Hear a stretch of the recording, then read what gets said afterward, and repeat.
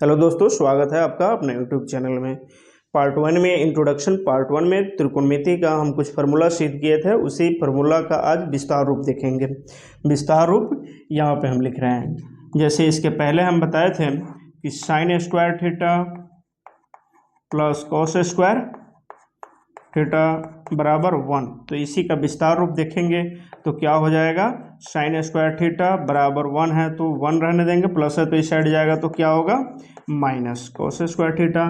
अब यहाँ पे स्क्वायर हटाएंगे तो क्या हो जाएगा, sine theta equal to 1 minus cos square theta, और स्क्वायर हटाएं तो यहाँ पे क्या चढ़ जाएगा, रूट चढ़ जाएगा। जैसे सेकेंड नंबर फिर बताए थे कि sec square theta minus tan square theta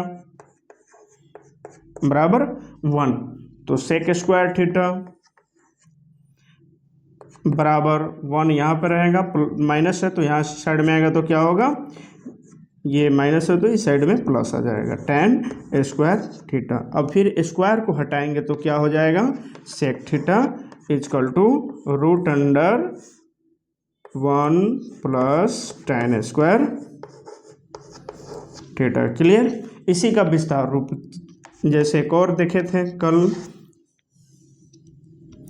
क्या देखे थे, कॉसेक स्क्वायर थीटा,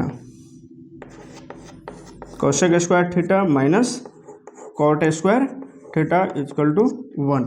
तो यहाँ पे हम cos square theta cosec square theta बराबर 1 माइनस है तो प्लस हो जाएगा कॉट स्क्वायर थीटा। अब यहाँ पे स्क्वायर है, इस साइड भेजेंगे तो क्या हो जाएगा, रूट चढ़ जाएगा, तो cosec theta equal to root under 1 plus cot square theta. तो ये हम कैसे किए हैं, तो इसके पहले जो फार्मूला हम सिद्ध किए थे उसी का विस्तार रूप है, तो अपने से कर सकते हैं। इसमें याद करने वाले कोई है ये नहीं है कि याद करेंगे, क्या करना है, बस इसको प्लस माइनस इधर उधर घुमाना है और सब हो जाएगा। और यही फार्मूला सब बुक में दिया हुआ है, तो रटना नहीं है, बशर्ते इसको समझना है। अच्छे से समझिए, सब क्लियर हो जाएगा। अब आते हैं कि यहाँ पर देखते हैं, ये कुछ वैल्यू मान निकालना हम सीखेंगे अभी।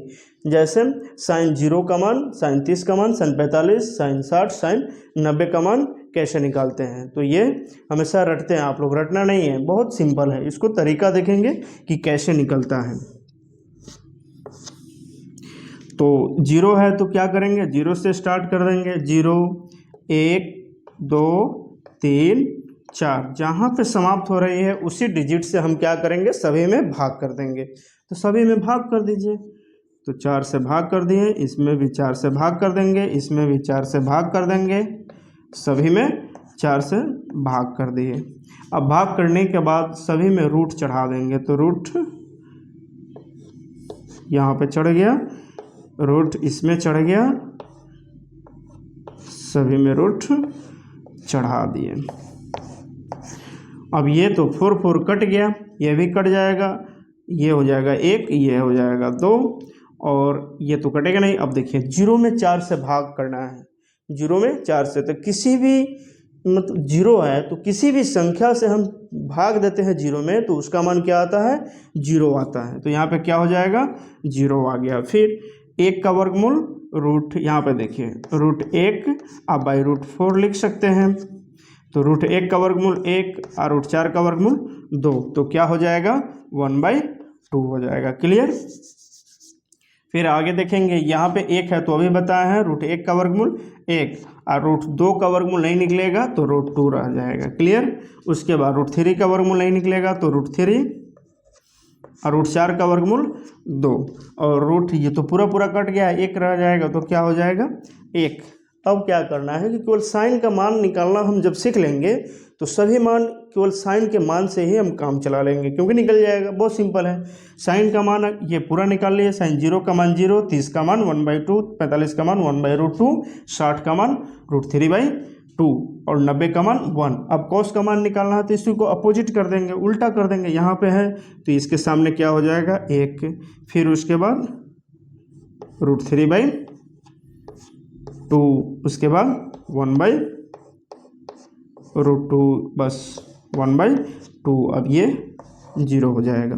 फिर अब tan का निकालना है तो tan थीटा बराबर बताए हैं कि tan थीटा बराबर, यहाँ पे देखिए क्या होता है, sin थीटा बटा cos थीटा होता है।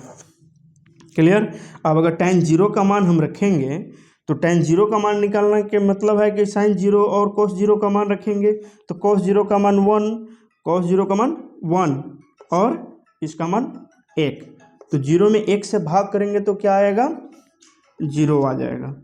उसके बाद ये क्या हो जाएगा, 1/2 अब बटा √3/2, तो 2 से 2 कैंसिल हो गया, तो क्या हो गया 1/√3।